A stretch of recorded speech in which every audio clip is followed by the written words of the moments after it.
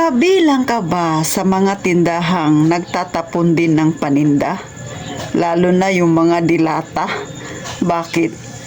Inabutan na ng expiration ng hindi pa nabebenta.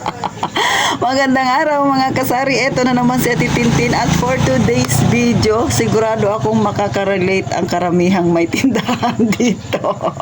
Bakit? Ukol ito sa ating paninda na hindi maiiwasan. Kailangan talagang itapon na. Bakit? Nag-expired na. Alangan naman ibenta mo pa yan mga kasari. Pero bago ako mag-umpisa sa topic na yan, abay, mag-subscribe ka na sa akin. Pindutin mo ang like na yan kung super duper nakaka-relate ka. At pakishare naman mga kasari kung hindi kayo busy. Kaya umpisa na natin ang ating real talk na chismisan. Isa ka ba sa marami ring itinapon noong nakaraang taon? Kasi nga nag-inventory ka, pag check mo, expired na. O kaya naman, minsan hindi maiiwasan na ibenta mo kay customer, si customer bumalik sa'yo, pinakita sa'yo, ate, expired na itong dinatang nabili ko. Alam niyo mga kasari, kapag nagtitindahan ka, minsan hindi talaga maiiwasan yan. Pero dapat minsan lang.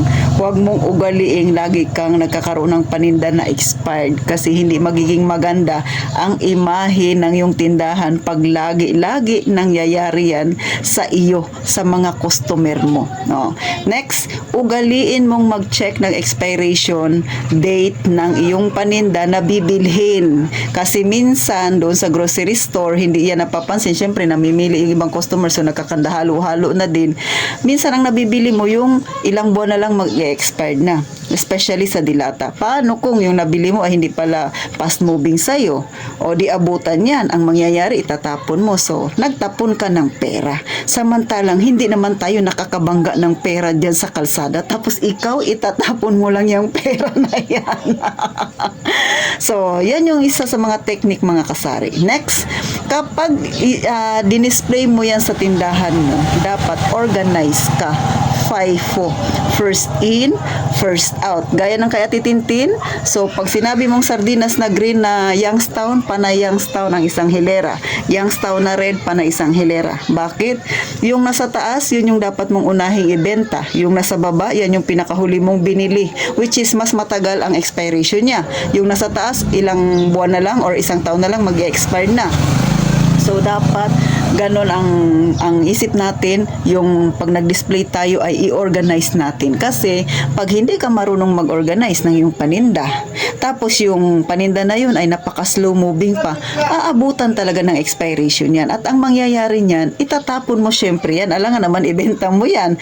O diba, ay kung magsakit ang tiyan ng customer mo dyan. Next, mga kasari, pag sa mga pouches naman, si Ate Tintin, meron dyan akong palatandaan. So, lahat ng may check, kunwari, Mang Tomas, may check ako na ganyan sa gilid, ibig sabihin, dapat yun yung una kong ibibigay kay customer. Yung walang check na Mang Tomas, ay ibig sabihin yan yung pinakahuli kong binili. O, para alam mo sa mga pouches na yan kung ano yung una mong ibibigay kay customer. Pag bumili siya ng ganyang klaseng brand, mga kasari, tandaan, pera yan kapag nabenta na. Kaya wag mong hayaang magtapon ka ng iyong paninda. O, mga kasari ha, ito lalo na sa mga bago pa lang sa pagtitindahan, natural yan na nangyayari talaga yung ganyan. Pero kung umpisa pa lang, mahilig ka ng magtanong, mag-research, manood ng mga ganitong klaseng vlog, ay hindi ka maliligaw ha. Ako, sinishare ko sa inyo yung experience ko kasi ayaw kong mangyari sa inyo na ako ay nagtapon din ng paninda. Kaya hinayang na hinayang ako. Kaya ibinabahagi ko sa inyo ang experience ko mga kasari. Next, kung mahilig kayong bumili ng mga sibuyas, kamatis na yan, bawang, ay i-check din ng maigi. Sa bawang, medyo matagal ang expiration niya o yung pagkasira niya. Pero i-check ninyo yung sa ilalim. Minsan may mga taga-taga yan, minsan lamog yung kabila. So, dapat mabusisi kayo sa pagpili para hindi kayo masiraan ng paninda. Katulad din ng sibuyas, minsan akala nyo maganda, pero pag hinipo ninyo, yung taas pala malambot na, yung ilalim ay okay pa. So, syempre, pagka binili ni customer yan sa inyo na ganyan yung itsura niya, ibabalik niya. O diba? So, sayang na naman. Nakabenta ka na sana, nalugi ka pa. Sa kamatis naman mga kasari, ako pag bumibili yung medyo green pa, kung may dilaw man siya, konti lang para ma-stock ko siya ng matagal sa aking tindahan. Kasi slow moving naman yung kamatis. Pero pag hinanap ni customer, bibili talaga siya. Pero ako, hindi ako nasisiraan ng kamatis kasi ganun yung style ni Ate Tintin. Hindi ako bumibili ng yung dilaw na or yung ang binibili ko ay medyo maniba lang, mga kasari, para matagal na ma-stock sa tindahan. So, ganun lang yung laging tandaan. Maging maingat sa inyong paninda dahil ang nakasalalay dyan ay kapirahan na dapat ay kikitain mo pa yan kapag hindi yan na-expired o hindi yan nasira, mga kasari. So, syempre, pag mahal mo yung ginagawa mo, pagbutihin, pag-igihin, ha? Kumbaga kasi ang pagtitinda, talaga mabusisi. Kailangan may malasakit ka talaga sa iyong paninda. Hindi yan basta bumili ka, itambak mo lang yan, lalo dilata. Kaya nakakapagod talaga ang buhay tindahan. Sa pamimili pa lang, pagod na pagod ka ng mamili. O, diba? Grabe yung gugugulin mong oras. Tapos, pagdating mo sa bahay, i-display mo. Tatanggalan mo pa yan isa-isa. Kung may presyo siyan, tatanggalan mo pa isa-isa ng presyo.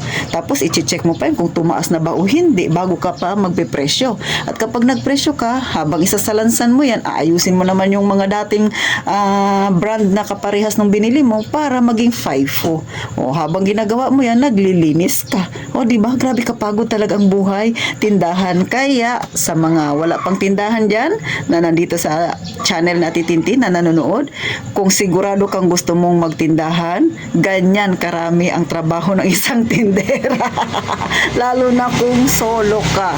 Iyo opening, iyo closing. Ikaw tindera, ikaw rin ang tagabuhat ng sarili mong paninda. Lalo na kung may bigas ka pa. Magripak-ripak ka dyan. Katulad sa akin, may uling pa ako. So, kailangan magpaitim-itim pa ako ng mga kamay ko para makabenta, kasari. At tumubo yung isang sako ng 40 pesos. O, diba? Kailangan kong gawin yon. Pero okay lang yan dahil mahal ko naman ang aking trabaho. So, paano? Hanggang dito na lang. Konting tips lang yan ni Ate Tintin para sa mga baguhan pa lang sa pagtitindahan. At kung datihan ka na, at yan din ang problema mo, na lagi kang nagtatapon, especially ng dilatang paninda, baguhin mo ang pag-aayos ng yung paninda. At gawin mo yung FIFO na sinasabi ko.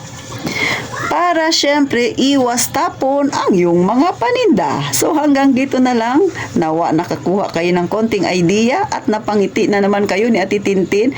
Syempre pa, gaya na nga ng palagi kong sinasabi, mag-iingat tayong palagi mga kasari.